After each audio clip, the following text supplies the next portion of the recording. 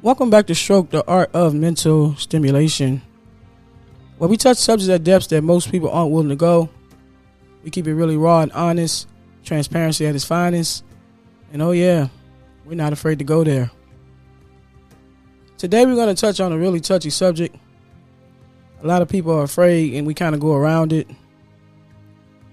The title of the episode is Shining Light Through the Darkness, Understanding Suicide Awareness. So hopefully listening to this episode, we'll find some ways to support each other, some comfort. And I don't want anyone to think this is any type of substitute for professional help.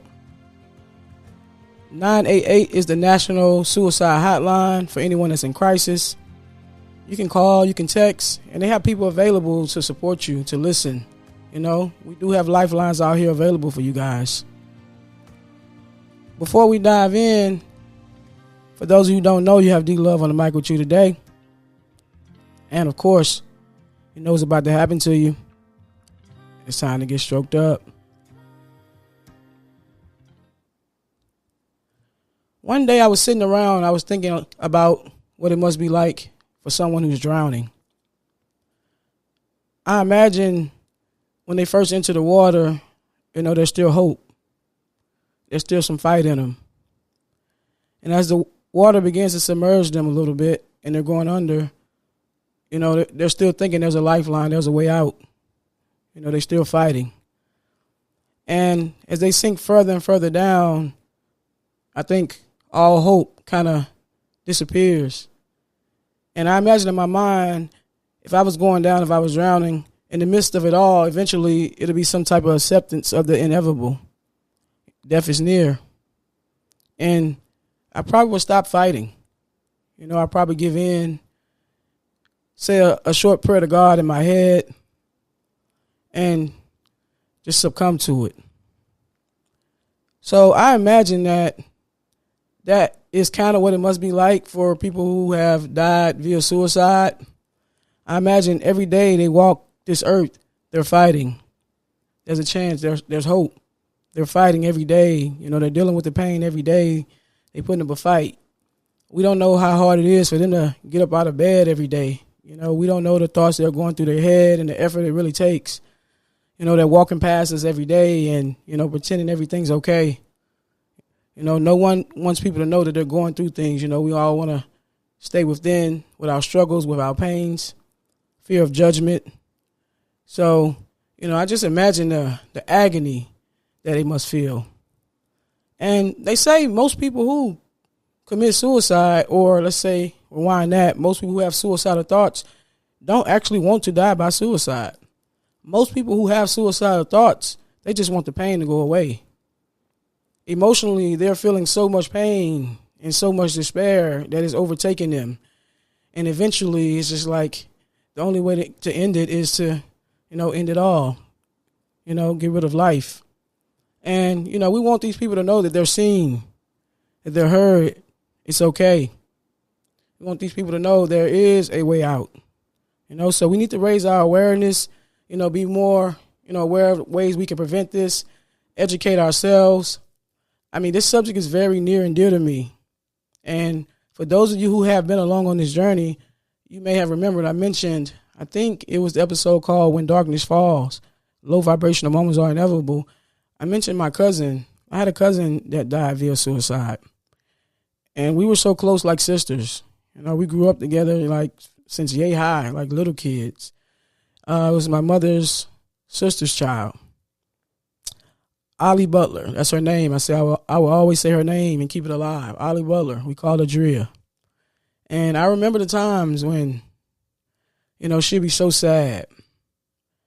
Like sadness is always in her eyes, and she was the kindest person, the most kind person, and she was always smiling and always willing to give her last and give her all to any and everybody. But you can see within her is like in her eyes, it's always like something going on. It was like a darkness. And I knew what her main battle was about. It was about her kids, her children. Hopefully one day they'll listen to this and they'll understand it. At the time, they were taken away from her, and she was doing everything she could to try to get them back. And every day I was seeing her battling. Every day I see her going back and forth to court. I see her going to parenting classes and taking every step that she could take to try to get her children back. And the more she tried, and I won't get too deep into the details, the more she tried and the more that she didn't succeed, it's like you could see that veil of darkness coming down over her more and more and more. And I was the only one she really talked to about it, about the despair and the depression. They even, gave her medicine once, and she didn't like the way it made her feel. She didn't want to take it anymore. And, one time out of her mouth, she said it to me. And I was not educated. I watched movies. I was young. I never witnessed it before. And she actually said the words to me like, sometimes I just want to kill myself. And I took it lightly. I was like, girl, you ain't going to kill yourself. Just stop saying that. I took it lightly. I took it as a joke. And it came a point when she and we stopped speaking. We had a disagreement, and we stopped speaking, I think, for like 6 or 7 months. And mind you, I was the only one she talked to about all that darkness and all the things that was bothering her. I was the only one she felt comfortable to do that with. So for those months, she didn't have me. And I was out of town in Alabama, and I remember when I got that call at like 4 or 5 a.m. in the morning saying that she committed suicide via taking pills. So she overdosed. And, that hurt me to my core, and that's the day that suicide became real to me. And for a long time, I kind of blame myself. I blame myself for not taking it seriously. I blame myself for letting pride and ego, keep me away from the situation, away from her. And eventually I realized, it wasn't my fault she was going through something like that. But for the longest time, I held on to that. But through education and knowing a little more about it, who knows, maybe I could have done something. Maybe, another step could have been taken, but that's neither here nor there. So, we have to be aware of these things. When people say things to us, we have to listen. When they say things to us, we have to listen. And I know deep down, she didn't want to leave here because she had her kids that she wanted to live for. And one thing people always say, religious people, spiritual, I am a firm believer in God, so don't take that away. But, I truly believe God loves people by their heart, and that's how he measures someone. And he knows us. He knows his children. And, people always say suicide is the only sin that can't be forgiven because you can't ask for forgiveness because you're gone. And, with the big heart she had, the love she showed on this earth, the smile she put inside of people, in my heart, the God I serve, I can't see that. I can't see God, place her anywhere but right next to him in heaven. I don't think we have that type of God. So, I know that's hope for her. I know where she is. That was a beautiful soul. But we have to be aware. We have to be open. A lot of people are under the impression that when it comes to suicide that we don't speak about it. If someone's suicidal or even if someone, exposes the information to you, you think, don't bring up the word. You think that'll make them commit suicide. But in actuality, talking about it is a way to heal. Talking about it, let them know that, someone's there for them. Someone's listening, that they're not being judged, getting it off of their chest. Allow them to speak freely and say everything they have to say. So, talking about it is a big thing in prevention, and a lot of people, have that misconstrued. So we got to get rid of that myth, number one. Number two, man, support systems. Like letting them know you're always there. Giving them options of getting help. Go and see somebody, like that suicide prevention line I gave you guys, 988. I'll keep repeating that through the episode. 988, the suicide prevention hotline. As a friend, the type of friend that I am, I can't sit around and see someone I love going through the depths of despair, going through anything. I can't just sit there and just be quiet because you'll get mad or, you'll think I'm judging you, whatever. That's not in my heart. I would sacrifice us for you. Let me repeat that. I will sacrifice us for you. So if you hate me, you dislike me, whatever, because I bring up something you don't want to hear, because I see something, that's something I can live with because you get to live on. So, that's just how I roll, man. I'm real like that. So I will love you from afar as long as you're here on this earth. I'd rather give you your flowers here than to have to take them to the grave. So, yeah, open your mouth, man. You see something out of place? Say something. It's signs out there. People think that suicide comes out of nowhere. There are signs. When you see someone talking about how worthless they are, or, they don't belong here, or they want to leave here or whatever, take it seriously. Take it seriously. Let them know they matter. Let them know they're loved. And if you're not around, man, I don't know what I would do.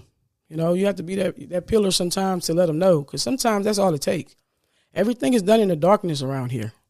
Like I say, we walk around and want to, pretend like we're perfect, and nothing goes on. And that's not true. And, another stigma is people think, people think when they bring up suicide that's mental illness automatically. That's a mental health matter. You don't have to have mental health issues in order to, commit suicide. And that's another stigma that people need to get rid of. It could be an average, everyday person who some type of trauma happened and it was just too much for them to bear emotionally. And like the drowning, they felt like there was no way out. So, we have to get rid of that as well, man. So, yeah, let's have these open dialogues. Let's talk about this stuff because it's real. It's real out here. Every 10 minutes, someone dies of suicide. That's a big number. Every 10 minutes, someone dies of suicide. So, it's really serious out here. We got to get that under control. And in the youth, I think they said between the ages of 15 to 29, suicide is the third leading cause of death. And I think that is number one, because with the kids these days, and you guys can let me know if you agree with me, it seems like they have lower self-esteem. It seems like they are self-conscious, more self-conscious than we were. And I always go back to social media, because everything's on display. You have to be perfect. You have to look like this and you have to look like this. No one wants to be an average person anymore. So I feel like they have a little more pressure on them. So I think it starts from when they're kids. We have to go ahead and put things inside their head, let them know they're loved. It doesn't matter what other people think. All that stuff is superficial. So we really have to talk to these kids. We really have to let them know, put it in their mind, put it in their hearts, expose them to it, have these conversations. Bullying, we can't bully someone. You don't know the thoughts in their head. You don't know what they're going through. We can't judge each other like that. So, it starts young. When I don't judge me or not, I remember I like to watch the ID channel. My nephew was younger, and they had an episode on the ID channel where a kid was getting bullied. And the little girl came home, and her mother found her hanging in a room because of bullies, because of words and these kids teasing her every single day. And I made him sit right there with me. And I don't know if you remember this. If you tune into this episode, nephew, and you hear this, if it rings a bell, let me know. But I made him sit there, and I made him watch it with me. And I say, when you go to school, I said, you don't bully people. You don't talk about them. You don't make them feel bad. But stuff like this happens. And if you're going through anything in your life where you feel like things are that bad, where you feel like something like this is the only way out, you always got somewhere to come. You always have someone to talk to. Non-judgmental. You can tell me anything. Like, I am a safe space. So, we have to be open, man. We have to be open with these kids, stop hiding stuff, because the internet is teaching them before us. They're desensitized. Sorry. So are we. You can see people online, people getting killed via live, Facebook Live. I watched a video that hurt my heart. I saw some kids sitting on the embankment, and a guy was drowning, and they were recording, laughing, not calling 911, not trying to help, not trying to throw out a lifeline. So, we're living in a different world, so we need to get a handle on these kids, man. We need to get a handle on it, like, fast, and, reel them in. You let them know you are loved, you belong here. There are other ways out. I don't care what happens to you in life. You can go bankrupt. You can lose everything. You can lose your woman. You can lose your husband. I mean, you can be at the bottom of the barrel with nothing. As long as you still have breath in your body, there is still hope for tomorrow. There is still hope for tomorrow. And when people are going through these dark times, we can't be dismissive. We can't be dismissive and play it off as if it's small. We can't. We can't act like they're attention seeking. A lot of people do that as well, man. So, we have to be on it. These things can't be prevented.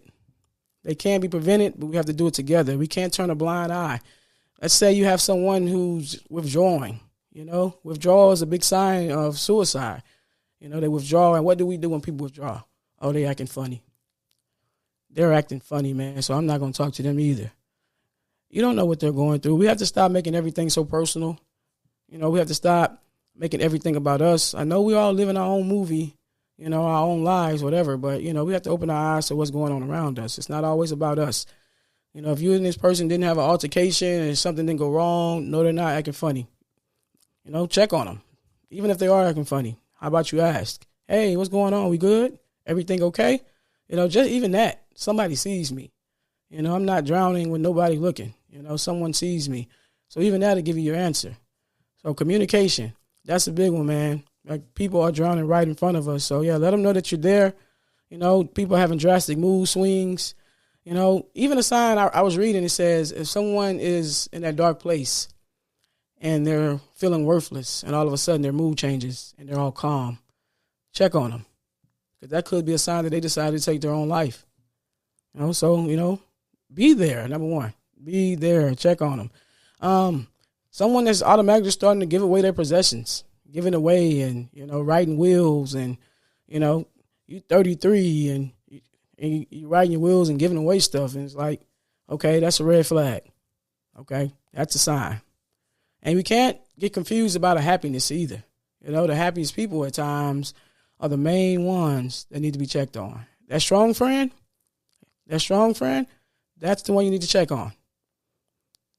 Those strong friends, it's a lot of pain that hide behind smiles, man. So always check on them, man. Be open, be available. Just give of yourself, man. We need each other. We really do. We need each other. Man, it's like, I don't even know. If you think somebody has just look like they're on their last leg, I don't know. Take them to see someone professionally. I'll take you myself. Take them to see someone professional. You see someone that just look like there is no hope. I don't care if you don't like me. I will have you ride with me, take a ride with me, and I will stop by the mental health facility myself. I will walk in with you. I'll have you come in with me like it's about me, and I'm the one going through something. And get you in there and then talk to you and tell you since we're here, hey, why don't you go speak with them? I'll go first. You go first. Like, that's the type of friend that I am. Okay, so, man, yeah, we got to get this thing. We got to get a handle on it, man. It's getting serious out here. And they say a lot of people have suicidal thoughts, going through life. They say most of us, millions of us have suicidal thoughts, but that doesn't mean most people who have suicidal thoughts actually go through with it. Something I found odd. One time I went to the doctor. I was having insomnia. I couldn't sleep. So, I went to the doctor. I was like, hey, I need some help. It's gotten bad. I can't sleep. And, I got prescribed some medicine, and the side effect said, may have suicidal thoughts. And I said, oh, no. I'm trying to go to sleep, not for the long one. So, it's crazy. I'm like, in the medicine, I may have suicidal thoughts. So not only is, like you say, mental illness and all that, I think it's chemical imbalances caused by some medicines and stuff too. And I won't get off into that.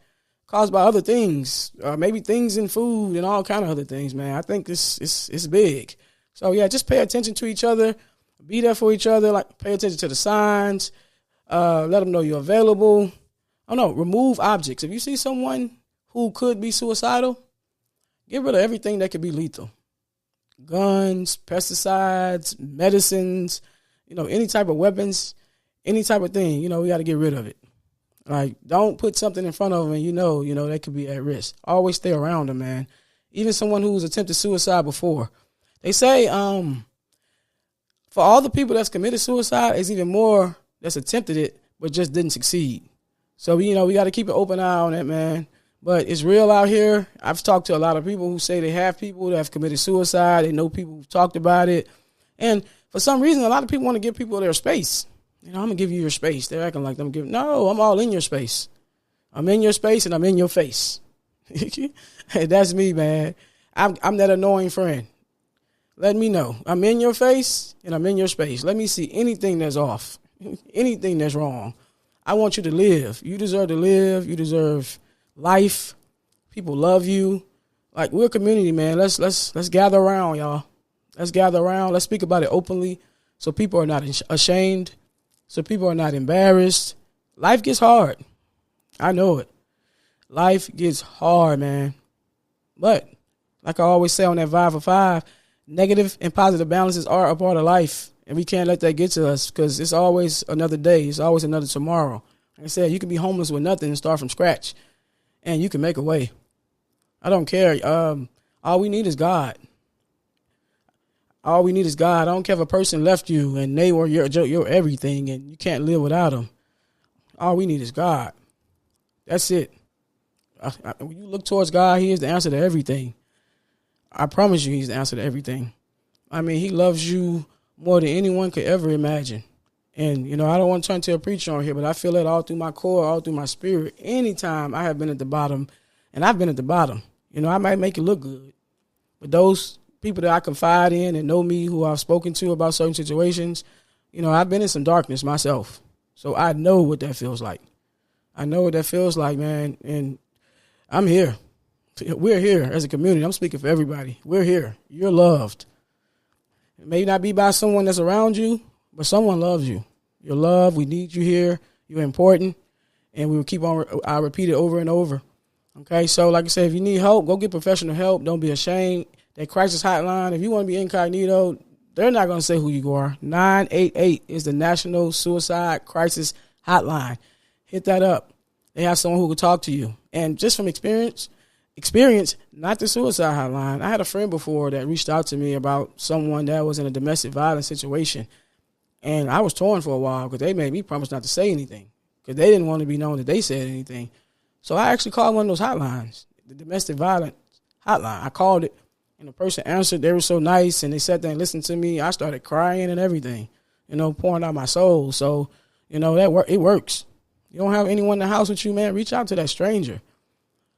In life, sometimes strangers show you more support than the people that you know. So, yeah, let's do it, man. We saving lives around here together. I love you all. Okay, let's reach out. Let's get help. Let's not be afraid. Man, we need you. But, man, I got caught up in that, man. I told you that subject, it means a lot to me. It means so much to me, man. Life is important. Life is beautiful. And before we get out of here, I want to say that I enjoyed you guys tonight on the Strok'D Experience. Make sure you follow at Strok'D, STROK'D _ the podcast, at Strok'D, STROK'D _ the podcast. And make sure you subscribe. That's important, man. You guys listen all the time, but make sure you hit that subscribe button. I told you, they looking at the analytics. They paying attention to all the stuff that's not really important to me. But in order to, make this thing thrive, we got to go by their rules. So y'all, help me out. I appreciate all the love and the support, man. And remember, you are loved. If not by anyone else, God loves you. Feel free to reach out. I'm here. I'm always a listening ear. Hit the inbox, hit the DM. And most importantly, what just happened to you? You just got stroked up. Bye.